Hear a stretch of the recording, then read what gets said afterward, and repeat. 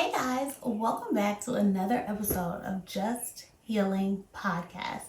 I am your host, Jasmine, and in this space, I have created a safe space for myself and my fellow healers to laugh, to cry, to be a little petty. I have really learned that being petty kind of gets you a little more to the finish line of healing. Like it just helps out with your journey just a little bit. So I definitely am such an advocate for being petty when you need to. And ultimately, I want us to all heal. I want to be able to be vulnerable about just my experience, my journey so far. I think it will help so many women. I know that for me, what I'm really realizing is a lot of my journey had to occur so that I could have the experience that I've had with God.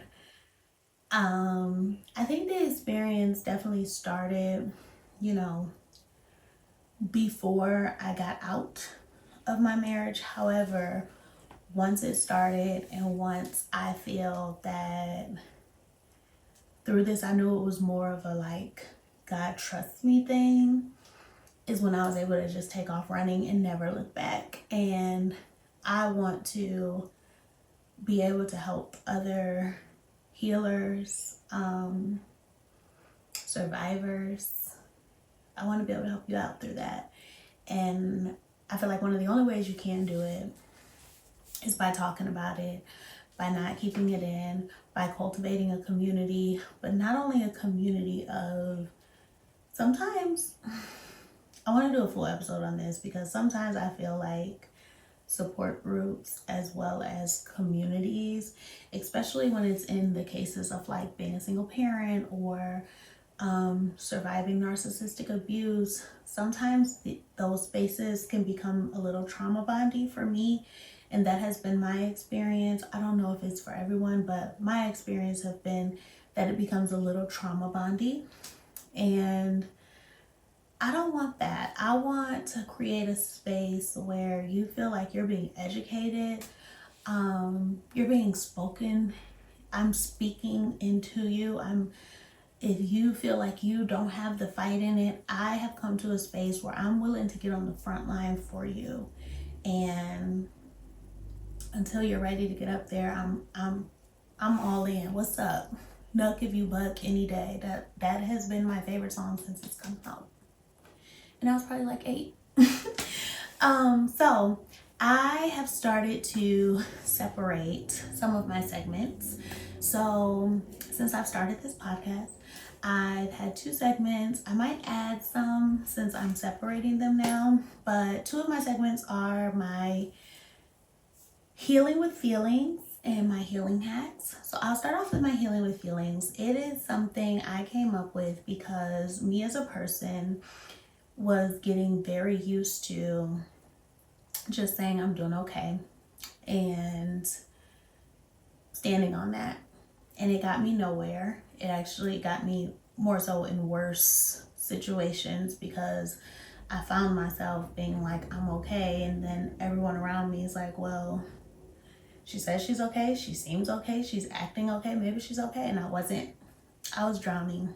And so, yeah, it was really important to me to create this space and create this healing with feelings, and hopefully me sharing how I'm feeling and what my emotion is hopefully will help you, even if it's just at home by yourself right now and you're not really quite ready to share with the world how you're feeling.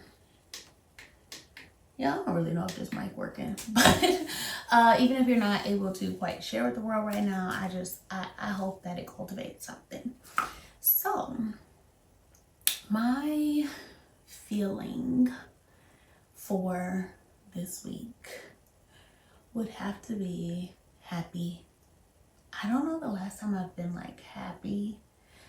I had a really good weekend, and with my good weekend, I feel at church on Sunday, and I'm going to play a clip for you guys. Dealing with brokenness, that if you really allow God to do a miracle in you, that he's going to give you a new heart. And with that new heart, you're going to show up in the world differently. And with that new heart, you're going to communicate in a way that no one in your family could communicate, because this is no longer DNA.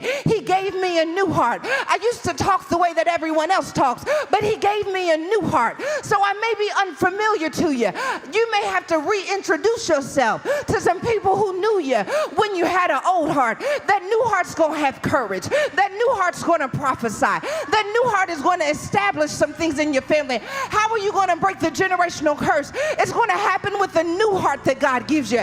Lord, how am I going to run this race without getting weary? I hear God saying, I'm going to give you a new heart. And that new heart's going to have the endurance for the ministry. It'll have the endurance to build the marriage. It'll have the endurance to start the business.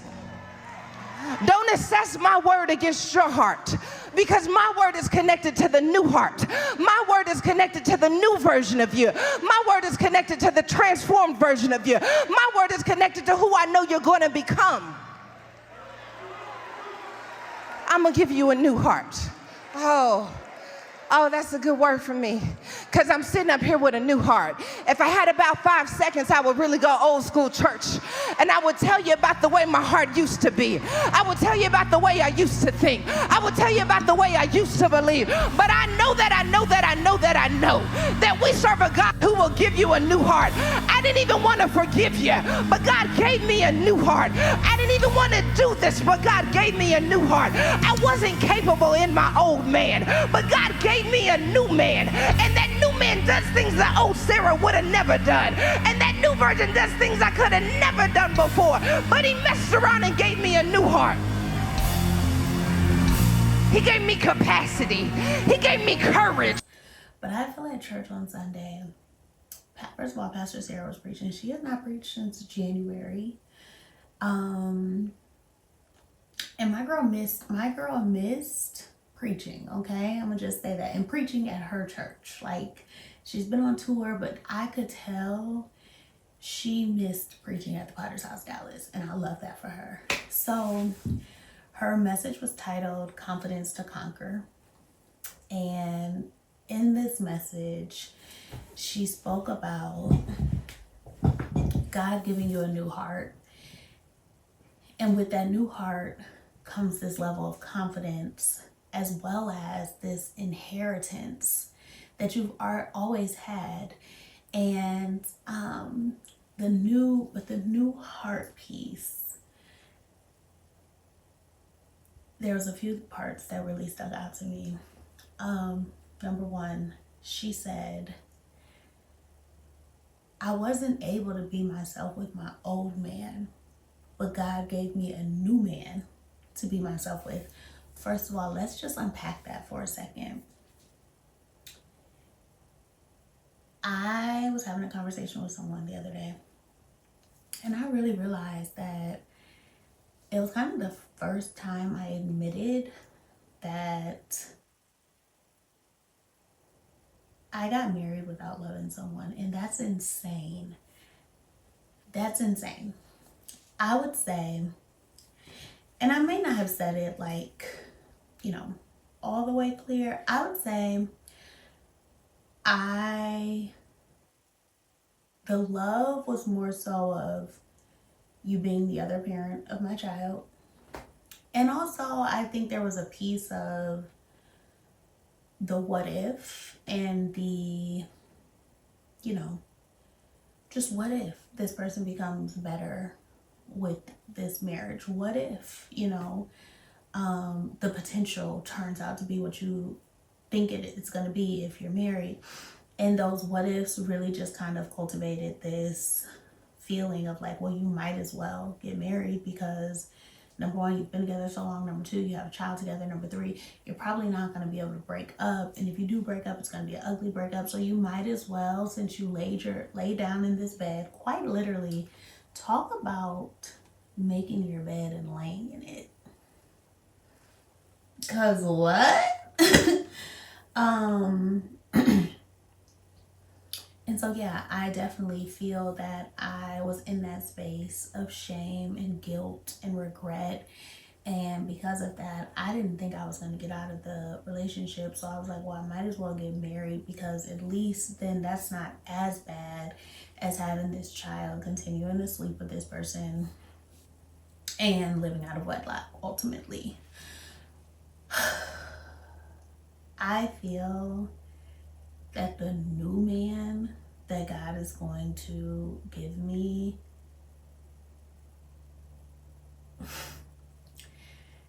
the way God has prepared my heart during these last 2 years, the way God has protected my heart so that I can give it all.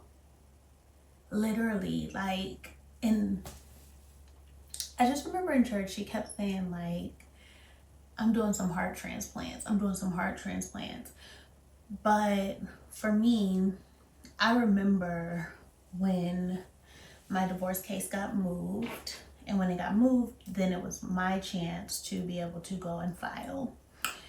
And I remember looking at the sheet and it saying, 30 days from here, pretty much 30 days from the day I filed, they were like, you can make the divorce final. And I was like, wow, like that's so simple, that's so easy. It was not at all, actually. But I do feel like for some people it might be. However, I think as bad as I wanted it to just be done over, like many things, which I haven't told you guys the restraining order story, but that was another situation where I feel like God was kind of like, it didn't work out how you wanted it to work out, but let me do what I'm supposed to be doing over here. And I feel like the reason why God dragged this a lot, no, he didn't drag it, he allowed it to drag though, is because the work he's been doing on my heart is so crazy. Like, and I've felt it. Like, not only have I felt lighter, but to come out of something so traumatic and still have a trust of love again, that's nothing but God. That's nothing but God. My heart is supposed to be stone cold. Like, my heart is supposed to be so cold that nobody could get in. And the way God has been like, but somebody getting up in here, like somebody getting up in here, and it's going to be the one who I sent for you. But at first I gotta do this heart surgery. And the way that I know that I know that I know that I know that I know that I know that I know that I know, he got me ready. He got me ready. He got your girl together. Another thing that she said was, I have the heart for this. She said, I wasn't even supposed to forgive you, and I forgave you. Y'all, that hit so close for me, because the moment I was kind of like, obviously the courts don't care about abuse. Cool. Wish I would have known that 2 years ago. But the moment I was able to say, okay, Jazz, so the ball is in your court. Like, in order for you to, not drive yourself crazy when your kids are leaving, you're going to have to throw some forgiveness. You're going to have to have the heart for this. Many people don't have it. You'd be surprised. Many people don't have it. Many people ask me, like, I don't know how you're doing it.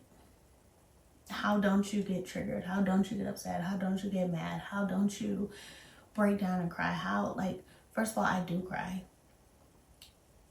I cry about the unjust of it. But lately, I would say since like January, I really think my heart surgery piece is done. But I also think during that heart surgery, I learned I have the heart for this. You're not gonna get it because you're not supposed to. You don't have the heart for it. He didn't make you for it.